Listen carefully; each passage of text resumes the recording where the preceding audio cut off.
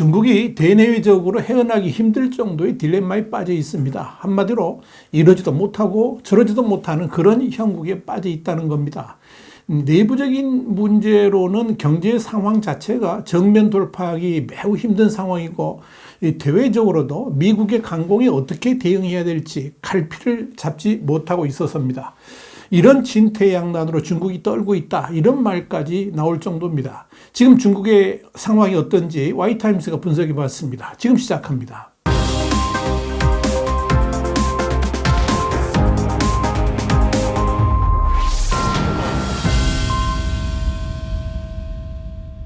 우선 외교적 측면에서 중국은 방향을 잃고 우왕좌왕하고 있습니다. 지난 18일과 19일 토니 블링컨 국무장관의 방중 당시에 매우 강력한 미국 정부의 대중국 정책 가이드라인을 받아든 중국 정부는 마땅한 대응 수위를 정하지 못하고 있는 형편입니다.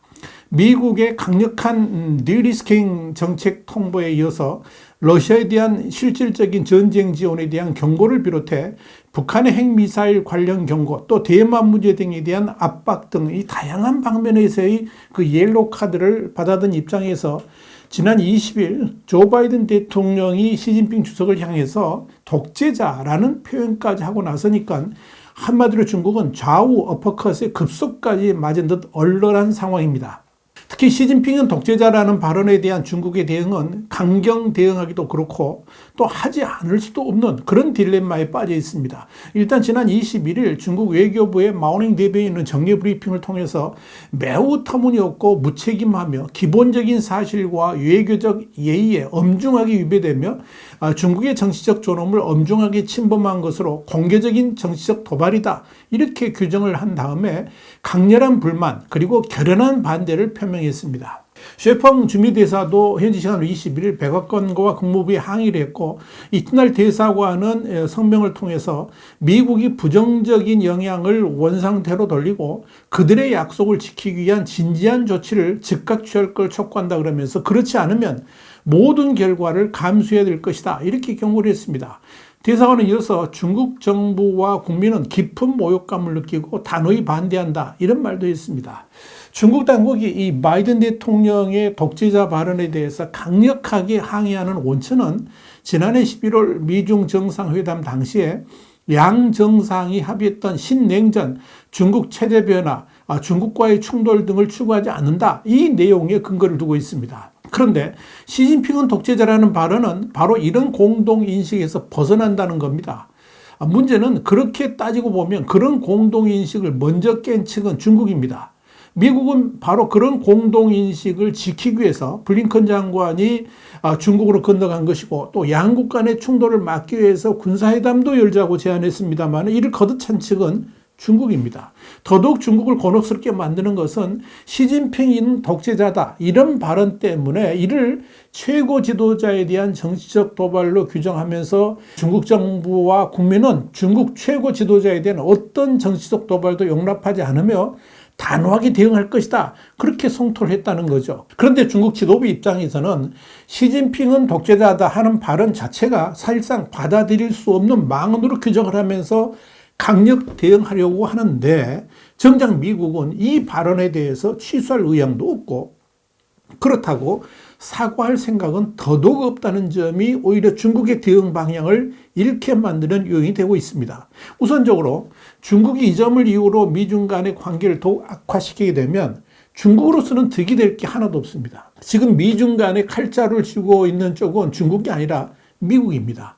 미국의 디리스킹 정책의 본격화, 이걸 지금 앞두고 있는 중국 입장에서는 압박을 받는 쪽이 중국 아니겠습니까? 여기에 중국을 통한 러시아 무기 지원 관련 제재의 수준을 어떻게 하느냐, 이 문제도 역시 미국이 결정하게 됩니다. 모든 면에서 중국이 불리합니다. 여기에 시진핑은 독재자다는 프레임을 계속 떠들게 되면 떠들면 떠들수록 역시 국제사회에서 시진핑의 부정적 이미지만 더욱더 부각될 뿐이어서 이 역시 딜레마입니다. 그렇다고 그냥 물러서면 그 역시 시진핑은 독재자라는 사실을 인정하는 셈이 되기 때문에 그렇게 하기도 곤란합니다. 더 큰 문제는 시진핑은 독재자다, 이 사실이 중국 내에서 퍼진다면 이는 심각한 국내 문제로 번질 수 있다는 점에서 역시 딜레마입니다. 그동안에 이런 문제들이 생기게 되면 중국 내 국뽕 여론을 조성해가지고 반미 선동을 했겠지만 이 사안은 그렇게 해서는 안 됩니다. 오히려 역작용이 더 클 수 있기 때문에 그런 거죠. 당장 그런 경향이 중국에서 나타나고 있습니다. 중국 외교부는 21일 시진핑은 독재자라는 바이든 대통령의 발언에 대해서 엄중한 항의를 제기했던 브리핑 내용을 돌연 삭제했습니다. 또한 중국의 나팔수들인 이 관영 매체에서도 전혀 이 문제를 다루지 않고 있습니다. 심지어 중국의 거친 입으로 불리는 환구시보라든지 영문판인 글로벌타임스도 침묵을 하고 있습니다.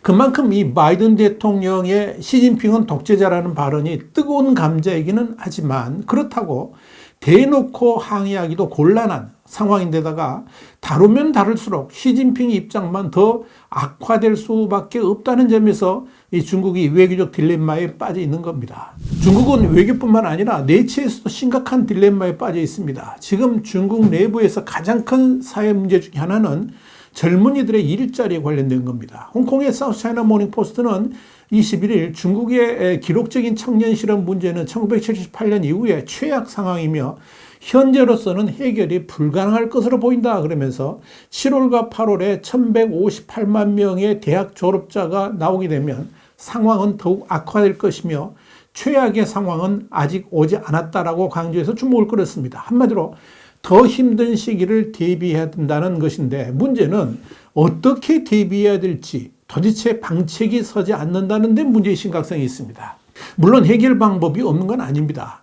경제를 살리면 됩니다. 그러면 일자리 문제도 자연스럽게 해결됩니다. 그러나 그럴 가능성이 전혀 보이지 않는다는 점에서 중국을 곤혹스럽게 만들고 있는 겁니다. 물론 중국 정부가 경제를 살리는 데 있어서 손을 놓고 있는 건 아닙니다. 월스트리트 저널은 중국 정부가 신규 인프라 건설 등에 쓰기 위해서 1조 위안, 한 178조 8천억 원 정도 규모의 특별 국채 발행까지 검토하고 있다 그러면서 경기 부양을 위해서 사실상 돈 풀기 종합 정책을 모두 내놓은 셈이다. 이렇게 보도를 했습니다. 중국 정부가 사실상 할 수 있는 모든 방안을 내놓는 이유는 그동안 다양한 경기 부양 정책을 펼쳤음에도 주요 경제 지표가 냉각 기조를 보이고 있기 때문에 그런 겁니다. 중국 국가통계국은 지난달 제조업 구매 관리자 지수 그러니까 PMI가 48.8로 두 달 연속 50 아래로 이렇게 밑돌고 있다라고 발표를 했습니다. 제조 PMI가 50 아래면은 이 분야 활동이 위축되고 있다는 뜻입니다. 제조 비중이 큰 중국 경제는 제조 PMI가 중요한 경기 판단 지표입니다. 여기에 실물 지표도 지지부진합니다. 지난 5월의 소매 판매는 전년 동월 대비 12.7% 증가하는 데 그쳐서 전월인 18.4% 그리고 시장 전망치인 13.7%보다 모두 낮았습니다. 산업 생산 또한 전월 5.6% 또 전망치 3.8%를 모두 하회한 3.5%도 찍게 됐습니다. 이런 상황에 도로 부동산 같은 인프라 투자를 의미하는 고정자산 투자도 5월까지 누적 기준으로 봤을 때 지난해 같은 기간 대비 4% 증가에 그쳐서 전월 누적치 4.7%와 시장 예상치 4.4%를 모두 밑돌았습니다. 자, 경제 상황이 이렇다 보니까 고용 문제가 좋을 리가 없겠죠. 여기에 더더욱 시진핑 주석이 어설픈 공동부여 정책으로 교육 시장을 완전히 뭉개버리면서 가정교사를 비롯해가지고 이 교육 일자리들마저도 모두 사라져 버렸습니다. 엎친 데 덮친 격이죠. 이렇게 경제 지표가 침체 징후를 보이니까 이제 물가까지 하락할 조짐을 보입니다. 이런 상황이 지속된다면 본격적인 디플레이션 그러니까 경기 침체 속의 물가 하락이 우려됩니다. 실제 지난달 중국의 소비자 물가 지수 CPI는 전년 같은 달보다 0.2% 상승하는 데 그쳤습니다. 지난 3월 0.7% 이후 3개월 연속 0%대로 마이너스 물가까지 걱정하게 됐습니다. 자, 그렇다면 중국 경제는 도대체 어쩌다가 이 지경이 된 것일까요? 가장 큰 이유는 역시 시진핑 리스크입니다. 코로나 팬데믹을 거치면서 중국 정부는 중국 내 소비자들뿐만 아니라 해외 시장에서도 완전히 신뢰를 잃어버렸습니다. 중국인들은 자신들의 목숨을 지키는 방법이 국가가 아니라 스스로가 책임져야 된다는 사실을 시진핑의 제로 코로나 정책을 통해서 뼈저리게 느꼈습니다. 더 이상 국가를 신뢰하지 않는 중국인들은 국가가 말하는 대로가 아니라 자신들의 생각과 판단대로 생활을 영위해 나가기로 한 겁니다. 그래서 리오프닝을 했음에도 중국인들은 지갑을 열지 않습니다. 동시에 외국의 소비자들과 기업들 역시 중국을 더 이상 신뢰하지 않습니다. 그것이 바로 탈중국 현상으로 나타나고 있는 것입니다. 이런 상황에서 시진핑 주석의 망상에 가까운 세계 패권 장악 욕심은 결국 미중 충돌로 이어졌고, 이는 미국의 디리스킹 정책을 불러왔습니다.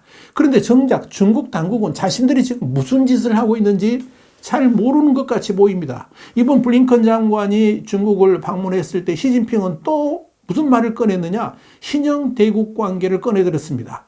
태평양은 매우 넓다 그러면서 이를 양분해가지고 미국과 중국이 평화롭게 공존하자 그런 거죠. 그러니까 아시아에서 미국은 떠나라, 이건 중국한테 맡겨라, 이런 겁니다. 대만은 물론이고 한국과 일본까지도 중국의 영향력 아래 두겠다. 이게 시진핑의 발칙한 망상인데요. 이걸 가리켜서 바이든은 독재자라고 일갈해버린 겁니다. 세상은 지금 이렇게 돌아가고 있습니다. 그런데도 중국에 가서 고개를 조아리고 중국과 좋은 관계를 유지해야 된다고 주장하는 사람들, 그리고 신형 대국 관계도 받아들여야 된다고 하는 정치인과 언론들이 있습니다. 제정신이 아닙니다.